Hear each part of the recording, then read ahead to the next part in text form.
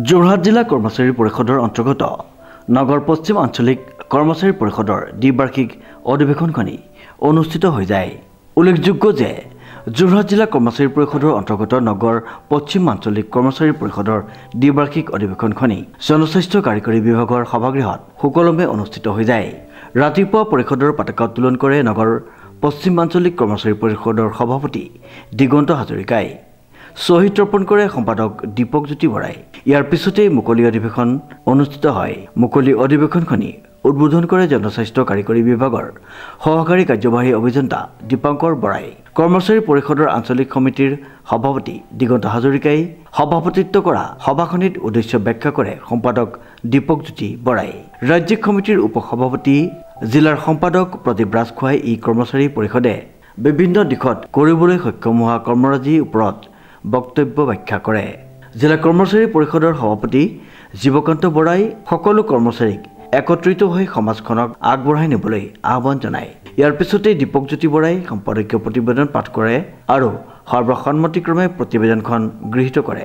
উক্ত সভাতে দীপকজ্যোতি বৰাক সভাপতি, সংকল্পজ্যোতি দত্তক সম্পাদক হিচাপে লৈ ৩১জনীয়া সমিতিখন গঠন কৰা হয়। আজি নগৰ পশ্চিম আঞ্চলিক কৰ্মচাৰী পৰিষদৰ অধিৱেশনখন অনুষ্ঠিত হৈ যায়। ৰাতিপুৱা পতাকা উত্তোলনেৰে আমাৰ কাৰ্যসূচী আমি আৰম্ভ কৰিছিলোঁ। তাৰপিছতে আমি শ্বহীদ তৰ্পণ আৰু বৃক্ষৰোপণ কাৰ্যসূচীৰে আৰম্ভ কৰি আমাৰ প্ৰতিনিধি সভা অনুষ্ঠিত হৈছে। এই প্ৰতিনিধি সভাত আজি নতুন কমিটি গঠন হৈছে। পুৰণা কমিটি ভংগ কৰি নতুন কমিটি গঠন কৰিছে আৰু আমি চৰকাৰলৈ বিশেষকৈ দাবী কৰিব বিচাৰিছোঁ যে আমাৰ যিসকল নতুন পেঞ্চন নীতিৰ আধাৰত কৰ্মচাৰী আছে তেখেতসকলক পুৰণা পেঞ্চন নীতিৰ আধাৰলৈ অতি সোনকালে নিব লাগে। লগতে আমাৰ যিটো আমাৰ স্বাস্থ্য বীমা আঁচনি, সেই স্বাস্থ্য বীমা আঁচনিটি অতি শীঘ্ৰে আমাৰ কেছলেছ কৰিব লাগে, সম্পূৰ্ণ বিনামূলীয়া কৰিব লাগে। এতিয়া যিটো পদ্ধতি, সেই পদ্ধতিটো যাতে আঁতৰাই সম্পূৰ্ণ বিনামূলীয়া কৰাৰ ব্যৱস্থা কৰিব লাগে। এই দুটা বিশেষ দাবী আমি চৰকাৰলৈ আজিৰ প্ৰতিনিধি সভাই প্ৰস্তাৱ গ্ৰহণ কৰিছে। নগৰ পশ্চিম আঞ্চলিক সমিতিৰ দ্বিবাৰ্ষিক অধিৱেশনৰ নৱনিৰ্বাচিত সমিতিখনলৈ আমি কেন্দ্ৰীয় সমিতিৰ পৰা আদৰণি জনাইছোঁ। ভৱিষ্যত দিনত যাতে তেওঁলোকে ভাল সবলভাৱে গোটেই জিলাখনত কাম কৰিব পাৰে তাৰ প্ৰতি আমি আহ্বান জনালোঁ।